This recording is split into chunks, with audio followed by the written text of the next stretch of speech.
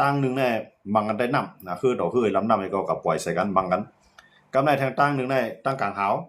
กลางหาวในก็ดีมังกันก็เป็นตั้งที่หนึ่งส่วนใหญ่ได้มันดีมังตั้งกลางหาวตั้งกลางหาวเป็นส่วนใหญ่กับในทางตั้งหนึ่งมังกันคือดอกคือยาก็ขีปนาวุธดอกขีปนาวุธวางมังกันนือปังหลายยาก็ได้ปังหลายยาก็นือกลางหาวกับในเพราะว่ามันเป็นปังตึกเตรียมรูปแบบในปังตึกเตรียมตัวในที่ได้ป้าซึกเนื้อลิ้นเพราะว่ามีซึ่งเนื้อลิ้นในต่อให้ยื้อกันกวายดันคือก็ยามันไปจังยึดพื้นที่ย้อนเพราะฉะนั้นแหละเเป็นปังตึกซิมนาลินกันเพราะว่าซิมนาลินนั้นได้เพราะอิหร่านซิมอะไรก็มันก็เดียวกับเพราะอเมริกันซิมอะไรก็อเมริกันเดียวกับอันนั้นได้เป็นปังตึกซิมนาลินอันนั้นได้หลังวันที่6อันนั้นนั่นก็ได้ไว้หรือนั่นก็เป็นไรย้อนเบอร์ดูโน้ตทำลาดว่าปันข้าวยำต่อถึงวันที่6ก็ดูโน้ตท่านเนี่ยบอกว่ามันว่าเงาลายมันอุบกันเลยลีก็มันก็ได้เดือนกันทั้งเพราะว่าเฮ็ดเข้ามาด้วยหมดเลยได้มันไปมีเงาลายดีเนาะก็การดูโน้ตทำลาดว่ามันเป็นเงาลายดีก็พวกมาด้วยอิหร่านมังใส่อเมริกันให้ข้าวยำหมดเลยได้มันใจเงาลายดีครับเนาะยันเบอร์ซึกอเมริกันได้ก็ยากกินกว่าแท้แล้วก็คือต่างน้ำมันเนาะคือสร้างน้ำมันตั้งกลางหาวอันนี้ก็เรียกว่าทั้งลำนึงเนาะแล้วก็เครื่องบินF-35อิหร่านก็ยืดตกลำนึงเนาะอันนี้อเมริกันได้ซุ่มครับเนาะแต่ว่าในข้าวยำติดดูโน้ตทำปืนเผากึดตึกในอิหร่านเฮ็ดให้อเมริกันได้รู้ซุ่มหลายรองยันว่าจะนั่นว่ามื้อนี้อเมริกันนั้นก็มันตึกไปทางซึกมันก็แน่อันนั้นก็ตึกไปให้อิหร่านในมังใส่ตั้งตะวันออกกลางเสียเลยให้ตั้งตะวันออกกลางมันจะหลังซาอุเขาUAEเขากาตาร์เขาซึ่งในลูกคือเรายังซึกเขาตึกเนี่ยอันนั้นก็อเมริกันไปทั้งในห้ามเนี่ยจังหวะครับเนาะมื้อนี้อเมริกันนี่มันไปมื้อนี้มันมีเขาจะในปืนเผาไว้ครับเนาะเจ้าก็ทั้งโอมานครับโอมานได้ตีในเขาจำกันทั้งอิหร่านโอมานนี่ก็พร้อมตัดใจยังซึกต่ออิหร่านเนี่ยมื้อนี้อันออกปากออกเสียงให้ได้พร้อมตีปืนปังตึกจอมอเมริกันเต็มที่เนาะจะว่าตึกอเมริกันขนาดจอยอเมริกันเต็มที่ใน1ซาอุดิอาระเบีย2UAE สหรัฐเอมิเรตส์นะครับเนาะ3โอมาน4กาตาร์5คูเวต6บาห์เรนมื้อนี้มีอยู่6เมืองอันออกเสียงพร้อมตัดได้ตึกจอยอเมริกันมี6เมืองกำในเพราะว่ามื้อนี้ตั้งปังหลายแรงในว่ามันได้มังกันแก้มตั้งปังหลายแรงในหมายถึงตั้งฮูตีเขานะครับเนาะได้มีฮูตีก็จำไม่ก็ได้มีทางอิรักในมันจะเป็นจุ่มมีกองกลางแท้จุ่มนึงอันเป็นลุงบองซึ่งอิรักได้มันเกี่ยวกันนะลุงบองซึ่งอิรักในลุงบองซึ่งอิรักในมังเผามันได้จังจอยอเมริกันก็เป็นไรอยู่ย้อนเบอร์อเมริกันนี่ก็อยู่ไว้ในเมืองมันเขาเนาะอยู่ไว้ในเมืองนี่ก็เป็นอเมริกันก็ตั้งมาปานเมืองตั้งในเมื่อปานสตาร์หุ้นเสียนได้อเมริกันนี่ก็มังเขาเนาะมังปังตึกอิรักนี่ก็มังกันแห้งเหมือนกันครับเนาะอเมริกันนี่ก็อเมริกันเป็นไผปีกว่าแล้วก็อเมริกันก็ตั้งลุงบองซึ่งขึ้นมาใหม่นะครับตั้งมันเขาให้เขาเลือกเขาขึ้นมาก็ว่าติเลยเป็นก้นก่อนอเมริกันฮันดีนะครับเนาะมันจะเป็นจังนั้นแล้วก็ได้มีจุ่มอยู่กองกลางจุ่มนึงอันนั้นก็พร้อมได้ตึกอเมริกันอันนั้นก็เดี๋ยวเอาลงปองซึ่งของอิรักแล้วก็ขึ้นจุ่มอยู่กองกลางนั้นมังขึ้นห้ามจังหวะเนาะจุ่มอยู่กองกลางนั้นเลยตามจอยที่อิหร่านเมื่อได้อิหร่านเนี่ยจังจอยเขาจะเนี่ยก็เขาจะเนี่ยได้มาจอยอิหร่านเพราะว่าเขามาจอยอิหร่านเนี่ยวัดดังนาอิหร่านก็ได้เตรียมหางปล่อยวัดเนาะเฮาว่าเตรียมเลี้ยงข้าวเขาเตรียมจอยเขาเตรียมจอยหมากกองเขาเตรียมจอยเงินเขาพวกเขาเอามาจอยอิหร่านในมื้อนี้อิหร่านเนี่ยมันยาวๆด้วยผู้พายขนาดเนาะเหมือนเสิข่าวว่ามันก็ได้มีอยู่5-6เมืองเลยเขาพร้อมได้นูนอเมริกันเต็มที่เนาะในการซื้อเขาเนาะย้อนว่าย้อนเบอร์อิหร่านยื้อใส่ในเมืองเขาได้ขนาดกำในที่อิหร่านยื้อใส่นั้นก็ย้อนเบอร์มันมีตับซึกอเมริกันก็ซึกอิหร่านในฮะมันจะว่าก็ยื้อใส่ที่ตับซึกอเมริกันก็มันมังเป็ดห้องน้ำนะแต่เฮ็ดน้ำในกวนเอาคาในพวกมีน้ำในมันอยู่ไรเขาโดนนะแต่ได้กินน้ำนั่นเนาะห้องน้ำกินนั่นนะห้องเฮ็ดน้ำกินในอิหร่านในจะยื้อใส่เนี่ยยื้อใส่พองว่าก็เอาไปยื้อใส่เสียงย้อนเบอร์อิหร่านพื้นผาว่าเดี๋ยวยื้อใส่ให้เลี้ยวดังเสียงห้องเฮ็ดน้ำกันเนี่ยเนาะห้องน้ำกันห้องแจ๊ดน้ำเนี่ยเดี๋ยวยื้อใส่ห้องไฟฟ้าที่ใส่เพื่อห้องไฟฟ้าอยู่ใส่ก็ปองว่ารับสิ่งนั่นขนาดเนาะมันเจอนั้นมันก็แนวตั้งเดียวตั้งรัสเซียและยูเครนมังกันในต่างภายต่างยาแบบโครงสร้างไฟฟ้ากันเนาะมันเจอนั้นรัสเซียมังยูเครนได้1โครงหยา2โครงเห็นนั่นจะเป็นรัสเซียมังยูเครนกันนะ3โครงการไฟฟ้า4มาโครงน้ำมันโครงเครื่องจักรโครงน้ำมันยาวกว่ากว้างคือมินเนาะปาดังเครื่องมินก็รัสเซียได้มังยูเครนได้มังแนวตั้งเนี่ยก็ในปางตึกอันที่เปลี่ยนคืนตั้งนานในเขานำบ่เลยก็ตึกเปลี่ยนอยู่นั่นน่ะ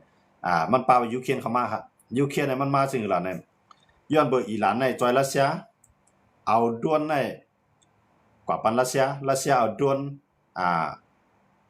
วนชาเฮกในคั่นนะเอาด้วนอันไหนมายื้อใส่ยูเครน มือเลียวนะซ้ำด้วนอันอิหร่านกับปันรัสเซียนั้นรัสเซียขึ้นกับเฮ็ดมาใหม่เนาะขึ้นกับเฮ็ดมาใหม่ซ้ำแก้วเลยเสร็จด้วนอันเป็นด้วนของอิหร่านบอกว่ารัสเซียเขากับมีเยิงแล้วก็ขึ้นมีเพิ่มแถมบันนำกันนั่นแท้น่ะเนาะขึ้นมีให้มันกำไรรัสเซียก็ตั้งโครงการโรงงานขึ้นเฮ็ดขึ้นมาใหม่กำไรรัสเซียเนี่ยก็ขึ้นออกมาปันอิหร่านค่ะกำไรเคียงเมียงกันกว่ากับมากำไรย้อนบ่จังได๋ยูเครนก็จังได๋เข้าป่ามาดินะยูเครนเนี่ยเขาในปังตึกก้อยก็ว่าส่งกวนมันมาใน2ปากปลาย2ปากปลายเนี่ยเป็นกวนเตียนลงแหลนกัดแขนตาได้เฮ็ดด่วนด่วนตาได้ขึ้นต่อสู้ด่วนนะครับเนาะด่วนกาคันปอก้อยก็ได้ตาได้ต่อสู้ด่วนพอได้ใจอันนั้นโดมว่าเฟตตี้ออดว่าอันเฮ็ดกลางตั้งกลางเฮาของอเมริกันของอิสราเอลเขาจะได้ต่อ1ลูกก็นับเป็นล้านดอลลาร์ครับเนาะล้านปอนด์เนี่ยคือเป็นเงินไทยก็นำหลายนะเพราะล้านดอลลาร์ในคั่นนะเพราะนับเป็นเงินไทยก็นำหลายฮอดตีง่ายๆมันก็พวกเงินดอลลาร์พวกเงินอเมริกัน1ดอลลาร์มันได้เงินไทยอยู่30บาทนะเหมือนตั้งได้35มื้อนี้ก็หมอก30บาทได้เนาะเพราะเทียบเงินมาได้เฮาใส่ทงก๋อยอยู่เปียวนะเพราะว่า1ล้านดอลลาร์ในคั่นนะย้อนบ่จังได๋ดังว่ากำในอเมริกันและดังอิสราเอลเขาเนี่ยเขาไล่ใจเงินนำหนักเนาะเพราะว่าด้วนมาในขีปนาวุธมันขึ้นกับชับเพราะการด้วนของอิหร่านนั้นนับเป็นหมื่นล้านดอลลาร์ก็นับเป็นเงินอเมริกันครับเนาะก็กล่าวว่าขีปนาวุธซ้ำนับเป็นล้านเนาะเงินหมื่นดอลลาร์ให้ก็สามารถเฮ็ดให้เป็นอันเงิน1ล้านดอลลาร์เนาะมันจะว่าขีปนาวุธให้เขาละแตกได้ง่ายเขาว่าเนาะอันเฮ็ดการรักการเฮาในขณะ1ลูกเขาว่าเนี่ยเนาะ1ลูกเนี่ยมันได้อยู่หมอก1ล้านดอลลาร์ในเขาว่าเนาะ1ล้านดอลลาร์ในขึ้นกว่าครับด้วนซ้ำ10,000ดอลลาร์ก็เฮ็ดออกมาก็คันมันเฮ็ดอันใดต้องว่ากำไรยูเครนทำเฮ็ดได้โปหรือนั่นเนาะยูเครนเฮ็ดด้วนอันที่ว่าเพราะว่าด้วนมาเนี่ยก็มันได้ปล่อยด้วนขึ้นกว่าพวกขีปนาวุธมาเนี่ยก็ได้ปล่อยด้วนตัวนี้เข้ากว่าเฮ็ดให้มันแตกกันคั่นเนาะให้ได้กะฮับไปต่างๆเนี่ยยูเครนเนี่ยปล่อยกวนมา2ปากปลายนะมันจะมาลายก็มันมาขายปิงหยามันน่ะยูเครนมาขายปิงหยามันกวน2ปากปลายเนี่ยเป็นกวนเตียนหมอเฮ็ดดอกด้วนยาก็หมอกเป็นกวนก่อนหมอบังคับหมอใจด้วนกำเสือปล่อยมา2ปากปลาย2ปากปลายในมื้อนี้มาว่าอยู่4เมือง4เมือง1ในอิสราเอลอันนั้นก็มานะซึ่งยูเครนเข้ามาที่ไหนกำในปล่อยว่าทางซาอุซาอุนี่ก็กว่ากำใน UAE มาทางปาเลนนะอันนั้นที่ยูเครนเข้ามาคั่นมื้อในขยามหมดแล้วกำในยูเครนเข้ามาในอิหร่านนี่ก็บ่ใจติครับอิหร่านลาดว่าที่ยื้อใส่ในเมืองยูเครนเนี่ยมันบ่าไว้ก็ไปยิงก็ที่ยูเครนมาเนี่ยมันมาขายปิงหยากว่ามาเฮ็ดเนี่ยบอกว่าอันมันบ่เฮ็ดตัวนั้นแต่มาเฮ็ดในเมืองซาอุแต่มาเฮ็ดในเมือง UAE แต่มาเฮ็ดในเมืองอิสราเอลเนาะพอเฮ็ดในเมืองมันได้ส่งมาเนี่ยมันมาไกลอยากก็เตรียมตั้งการจังว่าปล่อยกวนมันอันบ่เฮ็ดอันมาอยู่ไว้ในเมืองซิเนี่ยบ่เลยเนี่ยเข้ามาไว้4เมืองค่ะซึ่งยูเครนเขาเนาะปล่อยมากวน2ปากปลาย1วันในยูเครนเนี่ยมันได้เฮ็ดละอยู่2เฮงลำต่อ1วันครับเนาะด้วนนั้นได้ครับเนาะกาคันมันก็1ลำนี่ก็นับเงินดอลลาร์ก็เตรียมปอใส่นำก็คือครับเนาะที่นับ60,000มันนั่นก็เนาะนับ60,000มันบอกว่าที่ได้รับกันมันจังหลังด้วนของอิหร่านก็หมอก60,000มันเนาะก็ไม่ด้วนของยูเครนนี่ก็ขึ้นมาเนี่ยด้วนยูเครนตัวนี้มันไวนะครับเนาะมันไวก็ตัวเรียกนะเพราะว่ามาเนี่ยมันมีหมักแตกไว้ในตัวครับนะเพราะว่ามายื้อใส่ในด้วนตัวนี้ที่มีนเข้ากับฮับย้อนว่าจังได๋ยูเครนเนี่ยมันนำเฮ็ดออกเลยนำ1วันในวัน2เฮงตูนั่นมันจะง่ายครับเนาะ1วันใน2เฮงลำมันเฮ็ดออกมาหลายก็ว่าเปียงปอห้ามจันบ่มันเปียงปอแหละตามมันทำมันคลายสังหลาเนี่ยมันขามเอากวนที่มีปิงหยาของมันตะได้เฮ็ดต้วนออกในเมืองซาอุ UAE ยาก็บาเลนยาก็อิสราเอลเนาะมื้อเดียวในอันที่ยูเครนมาเนี่ยก็มันเป็นย้อนเบอร์อเมริกันเนี่ยก็ย้อนดังซอยแถมว่ามื้อย้อนเบอร์ในเมืองในหลุมฟ้าอาคารในอันตึกกันมาในเมืองยูเครนในใจต้วนนั้นดังบ่นั้นคั่นเนาะใจต้วนนั้นดังเบิ่นอันขึ้นกราฟนั่นน่ะเนาะอันมาอยู่ใส่ยูเครนในเมืองดังเนี่ยมันเป็นต้วนของด้วนชาเฮ็ดของอิหร่านมาปันรัสเซียน่ะรัสเซียมาอยู่ใส่ยูเครนกำในยูเครนเฮ็ดดอกต้วนของคนมันเฮ็ดดอกหลายๆแสนครับเลยในด้วนในคั่นนะยูเครนหมดเลยเนี่ยอันมีชื่อเสียงน่ะแน่มันเป็นต้วนอันเฮ็ดกลางต้วนดังกลางหาวขึ้นอันเก่าต้วนดอกต้วนอันกันนะครับเนาะมันดีมันจังใครมันบ่ห่างเดียวด้วยหน้าตาเนี่ยนะก็กะมันขึ้นไว้น่ะเพราะมันขึ้นปุ๊บเนี่ยเพราะว่าในมาเนี่ยมันห่างแฮนไหลก็เดี๋ยวมันนำเลยยื้อเลยมันนำมีไหลไกลจ้อมคั่นเนาะต้วนที่ยูเครนออกเนี่ยหมดเลยในพวกผายต้วนดอกต้วนในอันทับมือในอะไรว่าขึ้นมาเป็นหมายนึงก็ว่าอะไรครับของยูเครนคั่นเนาะการยูเครนเนี่ยมันเฮ็ดต้วนอันใดก็เหมือนกันมันได้มีต้วนผิวน้ำเนี่ยมันได้เด่นกว่าเนื้อน้ำเฮ็ดจังคือนั่นคั่นเนาะก็มันก็ไว้น่ะมันติดหมักกองจ้อมคั่นนั่นนะติดหมักระเบิดจ้อมหมักแตกจ้อมเพราะว่าคือว่าเนี่ยมันได้ก็รอใส่ฮือยาก็หมักแตก อันนั้นยูเครนเฮ็ดออกแล้วครับเนาะกำในด้วนอันลำน้ำเข้ากับมังต้นกับมังคือลำน้ำใต้น้ำนั่นด้วนลำน้ำยูเครนก็เฮ็ดไรย้อนบ่สั่งเลยยูเครนในหยันมันไว้มากรานั่นน่ะหยันมันไว้มากรานั่นน่ะย้อนบ่มันเลยตั้งใจทำที่ยุโรปเขาครับเลยตั้งใจทำที่เยอรมันเขาเลยตั้งใจทำที่อเมริกันเขาสิเนี่ยเมืองตั้งในเขาสิเนี่ยก็กะโคมกันเดี๋ยวก็เฮ็ดในเมืองยูเครนกำในยูเครนก็มีปิ่งยาขึ้นออกมาเอาปิ่งยามาขายมาขายมันจะขายอะไรครับยูเครนในมาแลกอีหยังล่ะในมาแลกขีปนาวุธมาแลกเงินเต้ๆเนี่ยมันมาแลกอีหล่ะมันมาเอาที่ซาอุเขามาเอาที่ UAE เขาเอาขีปนาวุธจังได๋ไปรับมือต่อสู้กับรัสเซียหมู่ใดมาแลกปีนั้นจังได๋ดังว่ายูเครนก็ปล่อยกวนมา2ปากเนาะใน2ปากนั้นมันจะกวนเมืองค่ะเป็นศึกกันนะเป็นศึกกันแก้แค้นเฮ็ดด้วนอะไรนั่นคั่นเนาะเลยว่าเป็นกวนลงบองจึงของยูเครนเลยว่าจังได๋ก็ว่าเนาะดังว่ามื้อเดียวนั้นกูให้พาแน่พอยมีหยังซึ่งก็เรียกกันเรียกเนาะพอยมีหยังซึ่งก็เรียกนี่กันจอยกันกูให้พากำในมื้อจังนั้นขี่รัสเซียนี่ก็เขาก็จอยกันนำก็จะว่าคำจอยกันนะขี่รัสเซียนี่ก็มาจอยอิหร่านนะมื้อจังนั้นเครื่องเทคโนโลยีเนี่ยหลายลองมื้อจังนั้นอันลำลองมันได้ข่าวกองเขาเนาะข่าวกองเนี่ยหมายถึงว่าอเมริกันเขาตับอเมริกันเขาอยู่ไว้ดีแล้วก็ไม่ตั้งเหล่าเทียมของรัสเซียในของเขเนี่ยจีเปาของมันเฮาว่าจีในพื้นที่มันก็ได้ส่งลิงก์มันปันที่อิหร่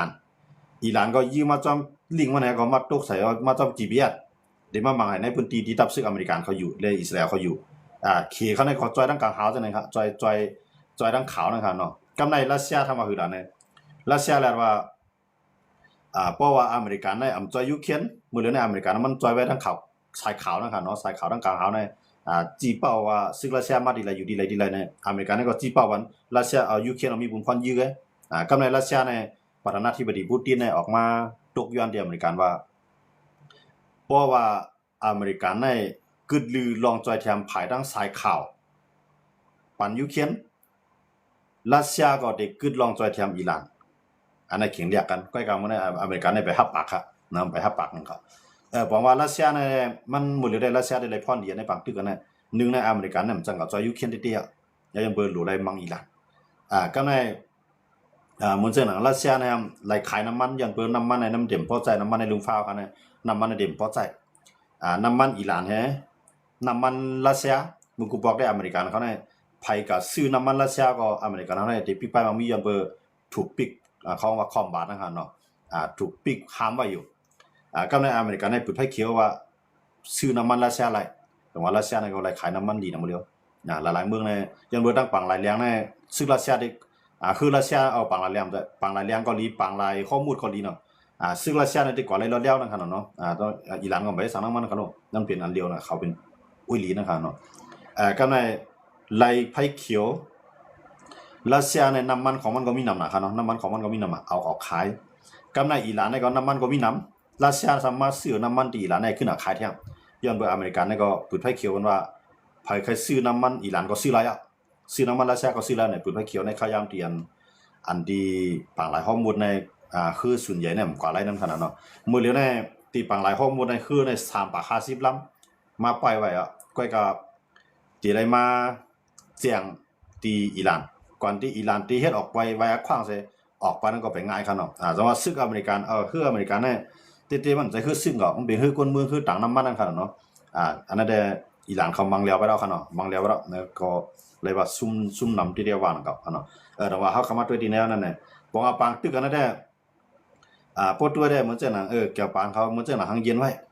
เกาหลีใต้เขาเหมือนหังเย็นไว้ขี่เขาก็ไปปอตักเสียงเต้ๆพอเฮามาด้วยตั้งนอกมันน่ะว่าตั้งในมันได้เข้าจอยกันหมดแล้วค่ะกูให้ภายในจอยกันหมดแล้วนะเฮากูให้ภายในจอยกันหมดบอกว่าปางตึกใน1อยู่1เฮาแฮงขึ้นกูวันคั่นเนาะอันนี้ก็ให้คนเมืองไทยเฮาซื้ออยู่ในเมืองไทยเกาหลีในเมืองใต้เกาหลีเนี่ยหลูไรฟังสติกันซึ่งคือล่ะเนี่ยเฮาหลูไรฟังสติล็อกอยู่หลายกี่เนาะค่ะอันนั้นมันจะเปิ้นสิมาตึกเข้านั่นก็